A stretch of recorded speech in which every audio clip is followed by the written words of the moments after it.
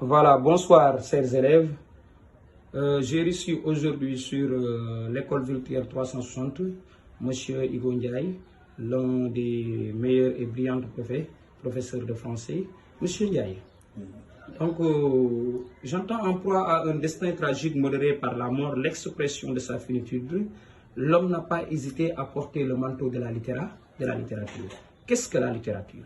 Alors, merci beaucoup, monsieur Niang. Avant de démarrer, j'invite les uns et les autres à s'abonner davantage sur cette chaîne YouTube parce que vous risquez de ne pas le regretter. Alors, la littérature, en réalité, est considérée comme l'ensemble des œuvres écrites ou orales, regroupant des genres tels que le roman, la poésie, le conte, le théâtre, les fables, la nouvelle, etc. En réalité, c'est ça la littérature. Alors, pour essayer quand même d'attirer un peu l'attention des élèves, certains pensent que le roman, la poésie, le théâtre, autrement dit les genres dont je vais définir, parlent le même langage, alors que tel n'est pas le cas. C'est la raison pour laquelle les élèves ont souvent des problèmes en ce qui concerne le roman, pour la seule et simple raison, ils croient que le roman se ressemble à la poésie, ou bien le roman ressemble au théâtre, alors que tel n'est pas le cas. La poésie, ils savent que, poétiquement parlant, on les interroge autour des fonctions. Le théâtre, la même chose. Mais le roman est très complexe. Le roman semble être le genre le plus proche de la réalité. Pour la seule et simple raison.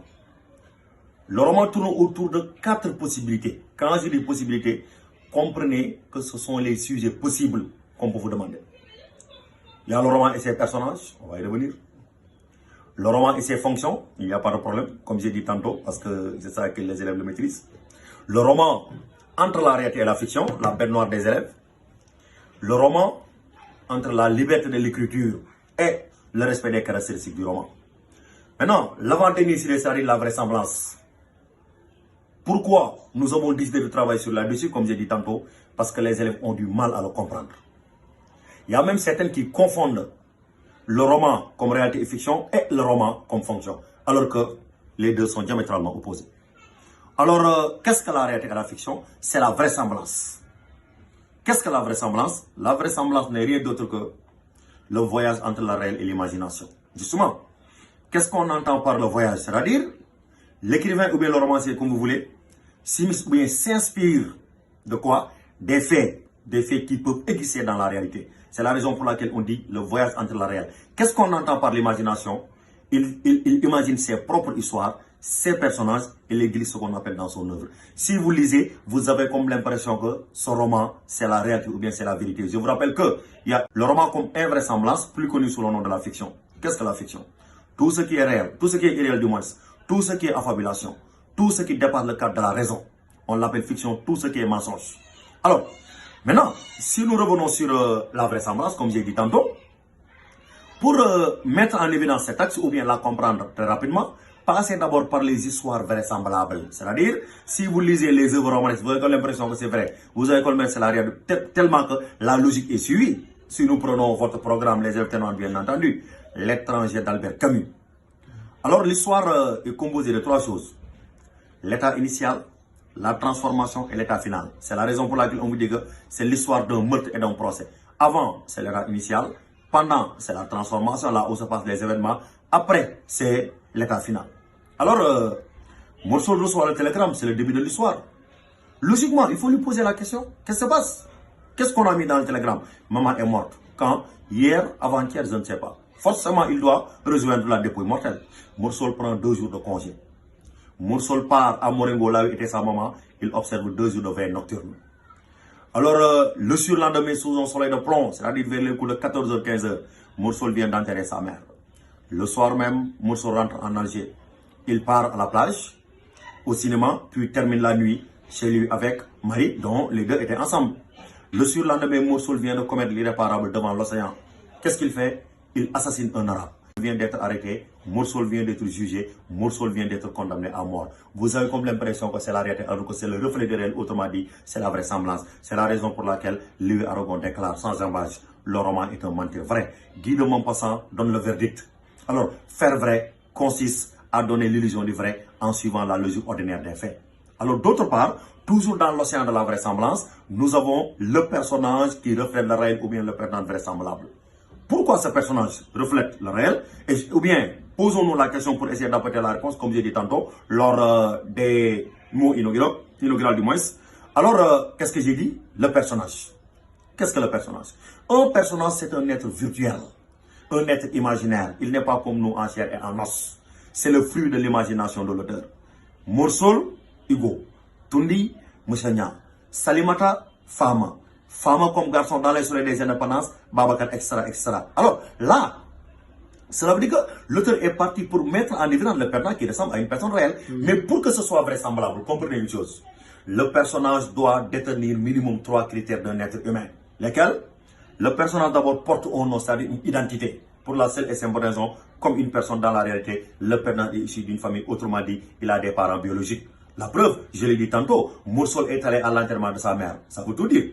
Alors, d'autre part, qu'est-ce qu'on a? Nous avons ce qu'on appelle le deuxième critère du personnage. Le personnage réussit à s'exprimer, c'est-à-dire la notion de la parole. Il est capable d'échanger avec son entourage, comme ce que nous sommes en train de faire ici, ou bien ce que nous faisons en classe, ou bien ce que vous faites, ce qu'on appelle dans votre famille avec les membres, bien entendu. Alors, Moursol, lorsqu'il fut arrêté, comme j'ai dit, lorsqu'il avait assassiné l'arabe, Marissa Peritami est allée lui rendre visite dans sa cellule. Elle lui a posé la question, est-ce que ça te dirait de nous marier une fois d'or? Sans réfléchir, Moursol répond, ça m'est égal. Qu'est-ce que vous avez conseillé par rapport à ça? Les deux personnages, comme des personnes normales, comme des personnes réelles, sont en train de ce qu'on appelle d'échanger. Maintenant, la troisième critère, c'est la notion du portrait. Il y a deux types de portraits. Il y a le portrait physique, c'est-à-dire la description du personnage, et le portrait moral, c'est-à-dire le comportement du personnage. Dans la réalité, sur le portrait physique, il y a des personnes qu'on se taquine souvent considérées comme des gringalettes. Nous avons des personnes qui n'ont pas trop grande taille. Il y a des personnes très élancées. Il y a des Yoruba, c'est-à-dire les personnes qui ont la corpulence d'un lutteur, etc.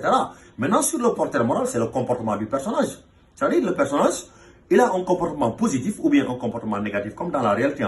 S'il a un comportement positif, on l'appelle un personnage modèle. S'il a un comportement négatif, on le surnomme un personnage anti-modèle. Prenons le comportement positif, le personnage modèle. Toujours dans votre programme sur la littérature africaine, Salimata dans les soleils des indépendances. Elle incarne une femme qui soutient son mari dans les conditions les plus difficiles. La preuve, dans le livre, femme est un homme pauvre, c'est son mari. Femme travaille dans les cérémonies mortuaires. Femme ne peut pas joindre les deux bouts tous les jours pour assurer la dépense quotidienne. Salimata, pour soutenir son mari, elle a décidé de vendre du repas. Maintenant, à la gare, bien entendu, au marché, à la descente, femme n'a pas donné de dépenses pour assurer la dépense quotidienne. Salimata, pour soutenir son mari, elle a décidé de vendre du repas.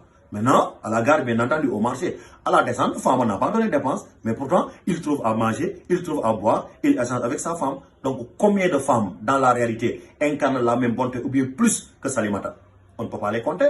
Ça, c'est le personnage qu'on appelle, qui incarne un comportement positif, c'est une anti-modèle. Maintenant, d'autre part, nous avons le personnage anti-modèle. Qu'est-ce qu'un personnage anti-modèle? Un personnage anti-modèle, c'est un personnage qui a un comportement négatif. Comme souvent je le dis, si vous prenez l'œuvre de la première, le programme bien entendu, comment il s'appelle encore, Gustave Flaubert dans Madame Bovary. Aucune fille n'acceptera qu'on la surnomme Emma Bovary. Pour la seule et simple raison, Emma s'est mariée par intérêt avec Charles Bovary. Elle rejoint le domicile conjugal. Lorsqu'elle fut déçue par son mari, parce que ce qu'elle croyait et ce qu'il en est étaient diamétralement opposés. Emma, qu'est-ce qu'elle fait? Elle a commencé à mettre en évidence l'impensable. Prône l'adultère. Emma a commencé à tromper son mari. Par peur d'être démasquée, Emma, qu'est-ce qu'elle fait? Elle part voir le pharmacien Omer. Emma se paye l'arsenic, c'est-à-dire du poison. Emma vient de mettre fin à sa vie. Donc là, vous avez ce qu'on appelle la vraisemblance autour des personnages. Donc l'élève, première partie, l'histoire vraisemblable, comme j'ai dit tantôt. Deuxième partie, les personnages vraisemblables. Maintenant, d'autre part, maintenant, vous prenez le roman comme fiction ou bien comme invraisemblance. Qu'est-ce qu'il faut faire? Prenez la logique de ce que vous avez fait au niveau de la thèse. La nuance, les histoires invraisemblables, c'est-à-dire des histoires qui dépassent le cadre de la raison, des histoires. Par exemple, prenons un peu le tour du monde en 80 jours de M. Jules Verne. C'est l'histoire quand même de faire le tour du monde en 80 jours. Alors, avec le père Phileas Fogg, lorsqu'il part en aventure, certes, il avait rencontré des difficultés, mais il fut aidé, assisté par son contremaître Passepartout, qui marchait sur l'eau, qui marchait sur les dos des éléphants. Et finalement, ils ont réussi à faire le tour du monde en 80 jours. Louis Aragon avait dit dans la partie vraisemblance, le roman est un mentir vrai, mais d'autre part dans les vraisemblances, Louis Aragon déclare sans embâche, l'art du romancier c'est de savoir mentir. Maintenant, d'autre part, sur les personnages invraisemblables ou bien le personnage fictif. Justement, qu'est-ce qu'un personnage fictif? Mais comprenez une chose, dans le roman, tous les personnages sont fictifs. Hormis le roman autobiographique où l'auteur raconte sa propre vie. Un personnage fictif, c'est un personnage considéré comme un super-héros.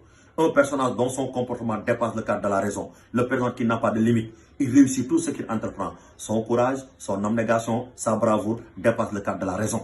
Alors, tout élève qui a fait la seconde, logiquement, a un aperçu sur l'œuvre de François Rabelais, plus connu sous le nom de Gargantua.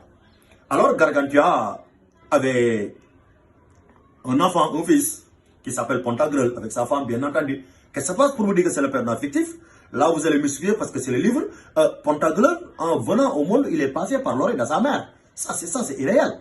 Deuxièmement, le jour même de sa naissance, Pantagruel avait porté des habits d'un adolescent. Et troisièmement, rien que pour l'arrêter, ses parents sont obligés de faire appel à plus de 1000 vaches. Dans quel monde sommes-nous? Nous sommes ce qu'on appelle dans le monde de l'invraisemblance. Là, j'ai dessiné ce qu'on appelle la colonne vertébrale. Sur la vraisemblance, l'histoire vraisemblable, premier paragraphe, les personnages vraisemblables, deuxième paragraphe. Sur l'invraisemblance, l'histoire invraisemblable, premier paragraphe, les personnages invraisemblables, deuxième paragraphe. Maintenant, la question que l'on se pose, est-ce qu'il y a une réconciliation entre la fiction et la réalité? Est-ce que ces deux concepts vont de pair? Est-ce que c'est un cocktail? Est-ce que c'est comme le recto et le verso d'une même feuille? La réponse est oui. C'est ça qu'on appelle la synthèse en réalité. L'aspect Janus entre la vraisemblance et l'invraisemblance. Effectivement, la réponse est oui. Pour la comprendre, c'est très simple. Allez le chercher du côté de votre programme, les élèves de terminale L, la littérature africaine, notre cher Amadou Kourouma dans les soleils des indépendances. Alors, dans les soleils des indépendances, l'aspect fictif, comme vous voulez, ou bien l'aspect invraisemblable est démontré par l'âme d'Ibrahima Koné qui marche pendant la nuit, alors que Ibrahima Koné est déjà mort.